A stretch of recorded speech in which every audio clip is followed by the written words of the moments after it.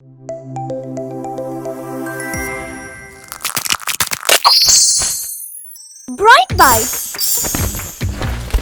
Hey, champ! Welcome back to BrightBYTES, where we make big ideas easy and fun! Last time, we cracked variables and input. Today, let's talk about lists and loops in Python. First up, what's a list?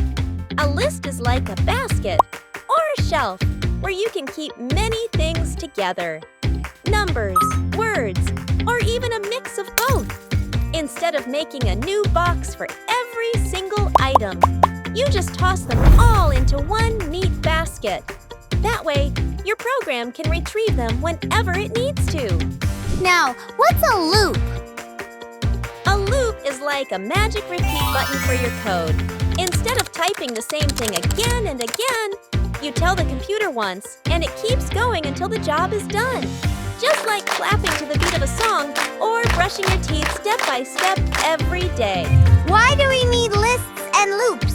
Because they make coding faster and smarter. A list organizes information in one place, and a loop helps you go through it without wasting time. Without them, you would have to keep writing the same thing over and over, which is no fun at all. So, where do we use them? In games, a list holds your tools and treasures. In apps, it remembers everything you add to your cart. In music players, loops keep your favorite songs playing again and again. They pop up anywhere you need to store and reuse things. When do we use them?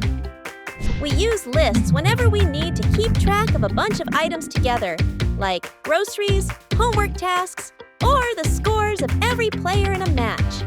We use loops whenever a job has to be repeated, like checking every student's name, adding up all the scores, or showing each picture in a slideshow. And when you combine them, you get a coding superpower. Store everything in one place, then let the loop handle it, one by one, lightning fast.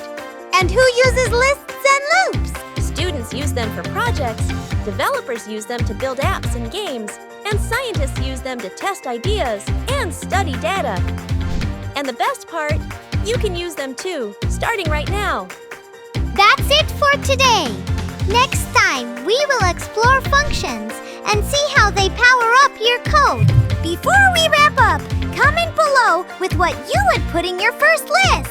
Don't forget to like, share, and subscribe so you are always ready for the next adventure. Bye-bye!